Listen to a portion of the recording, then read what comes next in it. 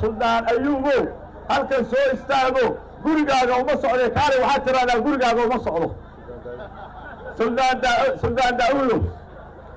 gurigaaga uma socde kaale Soomaali waxade inaadan gurigaaga u soo socon waa kala nabad galeynaa nabad inta ka wanaagsan miyaa la heli karaa ilaa taana intaasaan kaga tagaya hablahan iyo hooyooyinka sida quruxda badan inoogu soo dhaweeyay gobashan guryahooda inooga baxay har iyo habeen inoo taagnaa Soomaalidan oo dhan soo dhaweeyay aad baan ugu mahadcelinaynaa maanta reer dalan waxay muujiyeen iyo tolkood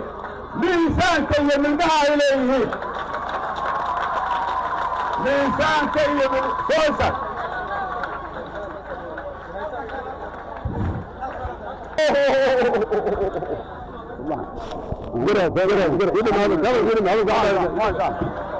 وأنو من مهدينينا أنا كوحد يا Soomaalida maanta martida idin ah